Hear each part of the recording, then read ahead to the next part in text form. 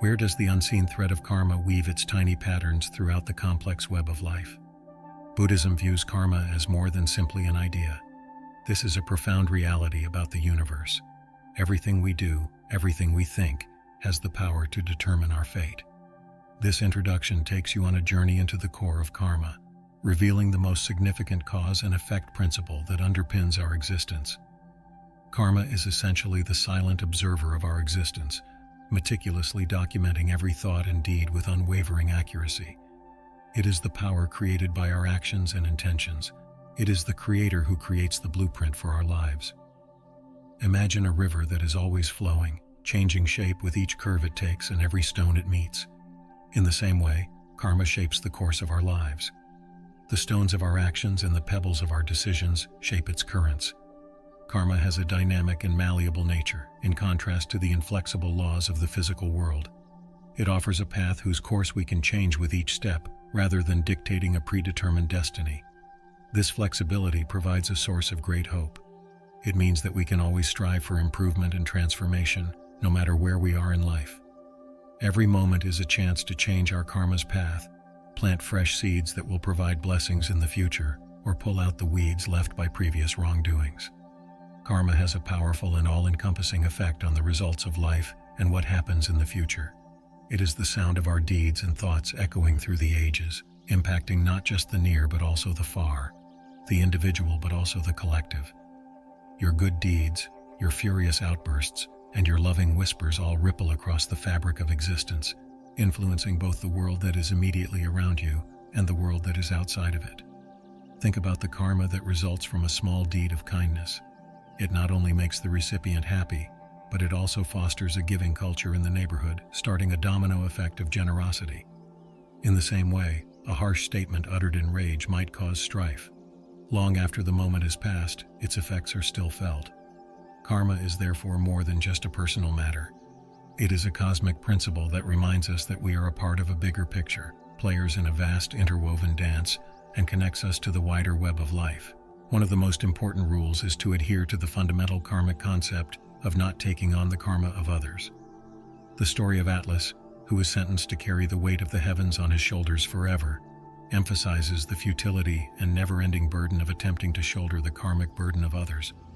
Among his brethren stood Atlas, a titan of great strength and endurance, during the era when gods and titans fought for control of the universe. The ancient, incredibly powerful titans aimed to topple the ruling Olympian gods, starting a celestial battle that rocked the cosmos. Known for his physical strength and strategic intelligence, Atlas was essential to the giants' campaign. But the titans, for all their power and willpower, were ultimately overthrown, and Zeus and the other triumphant Olympian gods discussed the fates of the losers. Zeus had reserved for Atlas a special punishment, a duty that was placed on him by the winners rather than as a result of his own deeds. Zeus sentenced Atlas to hold up the sky, keeping the ground and the sky apart forever. This command was not only an attempt to measure Atlas's might, it was also a symbolic act that guaranteed Atlas would always carry the weight of the heavens, a burden that was not his own, and symbolized the fallout from a conflict that was started by others. Atlas's unending duty serves as an example of the heavy cost of bearing burdens that are not one's own. Atlas represents the essence of endurance against an immense burden imposed by the decisions and acts of others as he stands, strong and unwavering, supporting the sky. The timeless representation of Atlas, a lone figure carrying the sky, serves as a moving reminder of how important it is to recognize our obligations. It teaches us the need of knowing our boundaries and the necessity of taking on just the responsibilities that are rightfully ours. As with Atlas's never-ending task, taking on the karmic debts or duties of others might result in an unending battle where the weight of external loads can keep us from realizing our actual potential. As a result, the tale of Atlas not only captivates readers with its depiction of divine retribution and unending endurance, but it also offers a timeless lesson in the wisdom of navigating one's karmic journey by carefully weighing which weights to bear and which to leave aside. All beings are entwined in the enormous web of existence, with each strand maintaining the integrity of the whole. Even said, each person's karma is still uniquely their own despite this connection. The attempt to take on the karma of another person upsets this delicate balance, which distorts our spiritual path and well-being. Karma is a reflection of our own deeds, choices, and intentions. It's like changing the course of a river. What should naturally flow in one direction is unnaturally diverted, leading to unanticipated events and chaos. There are many hazards associated with erasing borders and taking on the karma of others. It not only impedes our own growth, but also the spiritual advancement of the one whose weight we try to carry. Every soul is evolving on a different route and is acquiring knowledge according to its needs. Taking on someone else's karma to interfere with this process is like changing a play's script. The lessons lose their meaning when the story becomes fragmented. Think of a professional who consistently corrects a colleague's faults out of a genuine desire to assist. Taking on someone else's obligations, basically their karma, causes a chain reaction of increased stress in the individual, decreased job satisfaction, and even animosity. The coworker loses out on the chance to develop and get better, since they are protected from the unavoidable consequences of their conduct. In the meantime, the person taking on the responsibility feels burdened by the extra strain and unfairness of having to bear the consequences of someone else's actions. This concrete illustration reflects the more profound spiritual reality that taking on other people's karma warps the natural order and causes imbalance and unhappiness. Hence, dealing with the karma of others necessitates discernment and the ability to know when one person's responsibility ends and another one begins. It necessitates knowing the distinction between extending assistance and assuming responsibility for another person's trip. Real compassion is about giving people the tools they need to face and change their own karma, not about saving them from it. It's about allowing each soul to find its own way, providing support when needed, and creating room for growth. Knowing the distinction between assistance and entanglement is crucial for navigating the fine line between helping people and unintentionally taking on their karma. Being able to provide a helping hand without becoming involved in the result or taking up energy intended for someone else is a nuanced art. This judgment is critical because it shows where to draw the line between supporting our spiritual development and getting in the way of it. It becomes clear that setting up appropriate limits is essential to protecting our vitality and guaranteeing that our spiritual development is unhindered. It's about building a wall of defense, not out of apathy, but rather out of a deep awareness of our limitations and the knowledge that every person has a unique journey to take. These boundaries protect our center from being overtaken by energies that are not in line with our highest good. They are filters, not walls, that let us interact with others in an empathic manner. The idea that we can only offer from a place of abundance is demonstrated by the emphasis on personal development and self-care. We unintentionally become agents of change and light when we take care of our well-being and put a strong emphasis on spiritual growth. Our trip turns into a quiet monument to the transformational force that encourages everyone around us to start their own journeys of self-discovery and recovery. Since it empowers people without fostering reliance, this indirect influence frequently has greater impact than direct action. Imagine yourself in the role of the recurring family dispute arbitrator. Although the original motivation may be a sincere wish to assist, playing this position might eventually wear one out and take time away from peaceful activities and personal goals. Saying no to these requests shows a mature application of spiritual insight, not because one is selfish, but rather because one understands that one's frequent interference keeps people from learning how to settle their own conflicts. It's an understanding that taking a step back frequently makes room for development and resolution that would not happen if we intervened. Saying no to demands that exceed our capacity or compromise our well-being is also a sign of self-respect. It strengthens our adherence to our spiritual path and teaches others to value our efforts and energy. It is a proclamation that, even though we are ready to assist, we will not obstruct our own or others' advancement by taking on obligations that are not rightfully ours. Setting boundaries is a skill that must be developed via experience and introspection, acknowledging that our development and balance come first. These techniques lay the groundwork for a peaceful life in which growing spiritually and serving others are not mutually exclusive but rather complementary elements of a well-lived life. They emphasize how vital it is to interact with the universe in a conscious manner, where our decisions are made based on knowledge of the karmic rules that govern our existence, wisdom, and compassion. By implementing these techniques, we not only shield ourselves from the unwarranted belief that the actions of others carry karma, but we also help create a society in which every person is equipped to overcome obstacles, learn from their experiences, and eventually realize their spiritual potential. This method creates a community in which everyone is respected for their particular journeys, progress and support, and individual enlightenment leads to the collective ascent.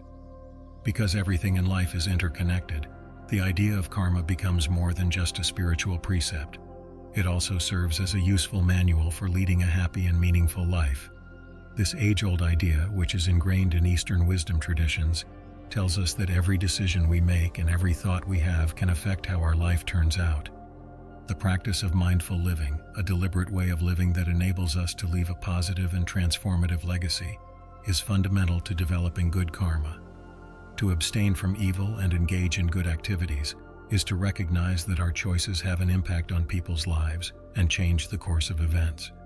It's an understanding that the energy we release via our actions shapes the experiences we have in the future. These deeds of kindness, whether they be a smile exchanged with an unfamiliar person or a helping hand given in a time of need, are the seeds of a future filled with happiness and peace. The resolve to do no harm and to actively promote the well-being of others grounds us in a world where empathy and compassion are valued above all else as we traverse the ups and downs of life. A significant, impactful existence is built on the foundation of developing insight, concentration, and morality. The path is illuminated by wisdom, which enables us to distinguish between the important and the trivial, the fleeting and the eternal. When we are concentrated, we can see clearly and stay unaffected by the things that tend to divert us from our goals. Morality provides us with a compass to make sure our behaviors are in line with our core beliefs.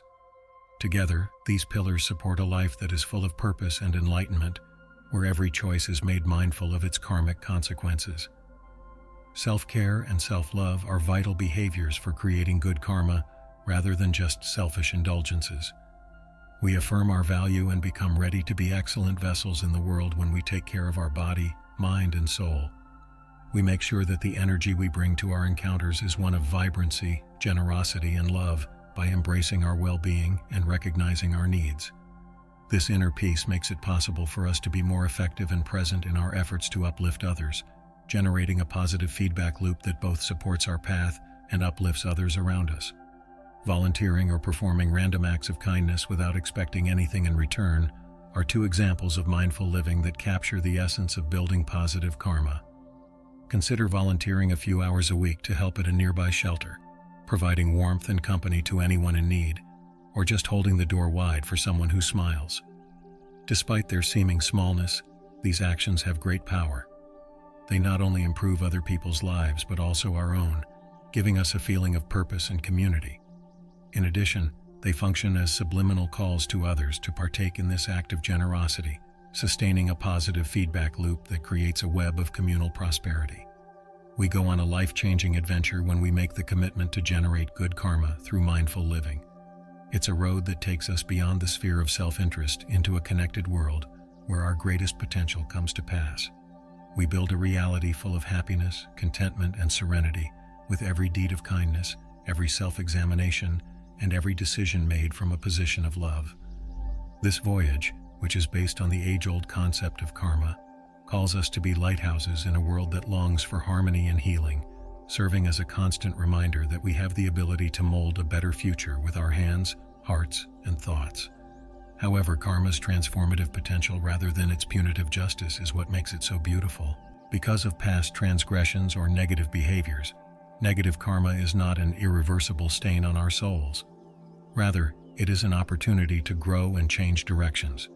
We have the ability to transform the lead of negative karma into the gold of spiritual development by taking conscious, constructive acts and intentions. It's like pulling weeds out of a garden that needs careful attention, perseverance, and patience. Even the most neglected plot can be made into a peaceful, artistic sanctuary. Imagine having a fit of rage, but instead of exploding, you decide to take a deep breath, pause, and reply with compassion. This one decision actively plants the seeds of empathy and compassion, promoting healing in both yourself and others, as well as preventing the production of bad karma. Similar to this, actively dispelling old negative karma and replacing it with a legacy of love and service comes from making an effort to positively impact your community. This can be done through volunteer work, environmental conservation, or just being kind to others. The path of karma transformation is a group one rather than an individual one. By improving ourselves, we also improve people around us, starting a positive feedback loop that advances civilization. This is a brave route, one that calls for us to face our shortcomings, own up to our mistakes, and welcome the potential of transformation. However, the benefits are incalculable, because when we conquer our karma, we open the gates to spiritual emancipation and discover contentment, happiness, and serenity in the realization that we are the creators of our own fate. As such, the duty of molding our karma is both an immense obligation and a wonderful blessing. It challenges us to make thoughtful decisions, live intentionally, and behave with compassion and love. By doing this, we improve the world and set off on the greatest journey of self-realization and enlightenment, where every conscious step advances our comprehension of the fundamental nature of existence and the interdependence of all things. We have emphasized the vital significance of upholding personal boundaries throughout our investigation, particularly in light of other people's karma. Our path has shed light on the possible repercussions of going beyond these boundaries, such as how taking on responsibilities that are not meant for us might result in an eternal circle of hardship and impede our spiritual growth, just like Atlas endured the sky. Through the practice of virtue and mindfulness, we establish the groundwork for a life full of growth, fulfillment, and harmony. As you proceed, I would like you to intentionally build good karma, understanding that real balance is found in helping others, all the while keeping your own spiritual path in mind. May the light of kindness and self-awareness illuminate your path, and may wisdom and compassion lead your acts. Together, let's generate positive karma that improves not just the world but also ourselves by sharing our journeys and being inspired by each other's tales of personal development and transformation.